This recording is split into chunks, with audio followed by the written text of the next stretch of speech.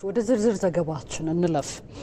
የኢትዮጵያን የባህር በር ጥያቄ ሁሉም ኢትዮጵያዊ ሊያስተጋባውና ለውጤቱም ሊሰራበት እንደሚገባ ተጠቆመ። አዲሱ ትውልድ ይህን እንዲያውቅ በትምህርት ስርዓቱ ውስጥ እንዲካተትም ተደርጓል። መቅደላይ ደረጀ። ምስራቅ አፍሪካ ጂኦግራፊያዊ አቀማመጥን ስናይ አብዛኛው የቀጠናው ሀገራት በትልልቋማ አካላት የተከበቡ ናቸው። ለምሳሌ እንደ ህንድ ውቅያኖስ፣ ቀይ ባህር እና የኤደን ባህረ ሰላጤ። የራሷ የሆነ ባህር በር ቢኖራት ለሌሎች ሀገራቶች መታወጣን ገንዘብ ማዳን ትችል ነበር። እንዴት ናችሁ? ሰላም ነው አለን። የጥናት ሰዓታችሁን ስለተሻማው ተቀየሙኝ ማለት እሺ። እንተዋወቅ። እኔ መቅደላይ ትባላለሁ። እኔ መሐመድ ፈቲ ይባላለሁ። 6ኛ ክፍል ነኝ። 12 ዓመት። እኔ ማይዘክ ይባላለሁ። 6ኛ ክፍል ነኝ። 12 ዓመት።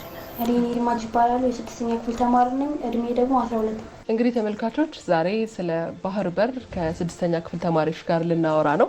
በጥናታቸው ሰዓት ላይ ተገኝቻለሁ። 6ኛ ክፍል የአካባቢ ሳይንስ መጽሐፋቸው ላይ በባህር በር ዙሪያ እንዲሁም ደግሞ በምስራቅ አፍሪካ እንዲሁም አጎራባች ሀገራትና የውሃማ አካላትን በተመለከተ ሰፊ ሽፋን ሰጥቶት በ2015 ዓ.ም የአዲስ አበባ ትምህርት ቢሮ ያዘጋጀው መጽሐፍ አለ። በዛ ላይ ስለ ተማሪዎች በተለይ ስለ ሀገራቸው እውነት እንዲያውቁ እየተደረገ ነው የሚገኘው። በትምህርት ካሪኩለሙ ገብቶ የምስራቅ አፍሪካ አጎራባሽ ሀገራት እና ውሃማ አካላት ይላል ገጽ 12 ላይ አካባቢ ሳይንስ መጽሐፋችሁ። ገጽ 13 ላይ ደግሞ የባህር በር ጥቅም ምንድነው፣ በምስራቅ አፍሪካ የሚገኙ ደሴቶችን ዘርዝሩ። በጥያቄ መልክ የቡድን ውይይት መልክ የተቀረበ ነው። ስለ ባህር በር ምን ታውቃላችሁ? እስቲ ምን ተማራችሁ? መጀመሪያ የባህር በር ምንድን ነው የሚለውን ነገር በየተራ አስረዱኝ። ከማሂ ልጀምር።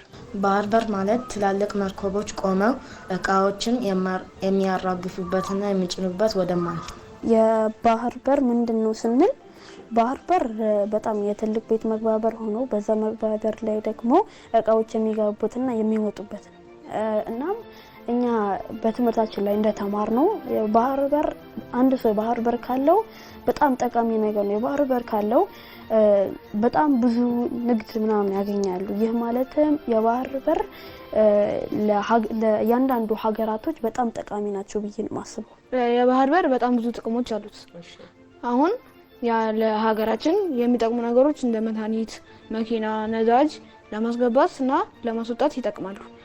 እና የባህር በር ካለን እነሱን በዝቅተኛ ዋጋ እናስገባለን እና እነሱም ደግሞ የኢትዮጵያን ዜጋ የስራ ጥቅም ያበረታታል፣ ስራዎችን ያበረታታል እና ሀገራችንን ቶሎ ቶሎ ያሳድጋል። የባህር በር ጠቀሜታው ምንድነው የሚለውን እስቲ ንገረኝ አንተ በተማርከው ልክ።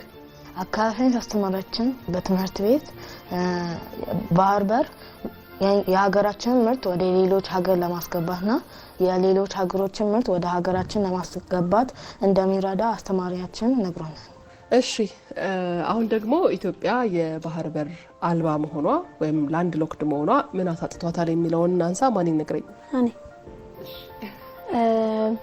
በመጀመሪያው ኢትዮጵያ ላንድ ሎክድ በመሆኗ ወይም የባህር በር ባለመኖሯ ይህ ማለትም ኢትዮጵያ በጣም ዝቅ አድርጓታል የባህር በር ባለመኖሯ ማለት ነው። እኛ ባህር በር ቢኖረን የምናመርታቸው ቡና ወይም ሌላ ምርቶች ላይ እኛ የምናመርተው ቡናና ሌሎች ምርቶች ወደ ዓለም ምንሰጥ ከሆነ ይህ ማለትም ብዙ ንግድ እናገኛለን።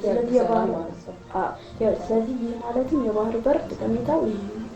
ይኒር ነገረን አይደለ? ኢትዮጵያ የባህር በር ማጣቷ ምን አሳጥቷት ቆይቷል የሚለውን አንተ ደግሞ ንገረን። አሁን ኢትዮጵያ ትልቅ ሀገር ነች። የብዙ ብሔር ብሔረሰቦች እንደ ሀረሪ፣ እንደ ቤንሻንጉል፣ እንደ ትግራይ ትልቅ ሀገር ነች። ጠንካራ ሀገር ነች። ግን የባህር በር ባለመኖሯ ብዙ ነገር ጎድቷታል። የተለያዩ የምታመርታቸው እንደ ቡና ምናምን ለሌሎች ሀገሮች መስጠት አልቻለችም። የሰጠችውን በጅቡቲ በኩል ብዙ ብር ከፍላ ነው። ይህኔ የባህር በር ቢኖራት በዝቅተኛ ወጪ ለሌሎች ሀገሮች ምርቷን ትሰጥ ነበር እና ከሌሎችም ትቀበል ነበር በዝቅተኛ ወጪ። አንተ ደግሞ ንገረን እስኪ ኢትዮጵያ ምን አጣች? ኢትዮጵያ የራሷ የሆነ የባህር በር ቢኖራት ከፍተኛ ገቢ ሳታወጣ ከፍተኛ የንግድ ትስስር ማከናወን ትችል ነበር። እሺ የባህር በር ባለቤትነት ጥያቄ ሁሉም ኢትዮጵያውያን በጋራ ጸንተው የሚቆሙለት የብሔራዊ ጥቅም አጀንዳ ሊሆን ይገባል። የባህር በር ጥያቄ የወደብ ጉዳይ ብቻ ሳይሆን የኢትዮጵያን ትልቅነት የሚወስን መሆኑ ያጠያይቃል። ትውልዱም ይህን እንዲያውቅ በስርዓተ ትምህርት ውስጥ መካተቱ ትልቅ ጠቀሜታ ያለው ነው። እንዲሁ ደግሞ መምህራንም ወላጆችም ትውልዱን በመስራት ኃላፊነታቸውን ሊወጡም ይገባል።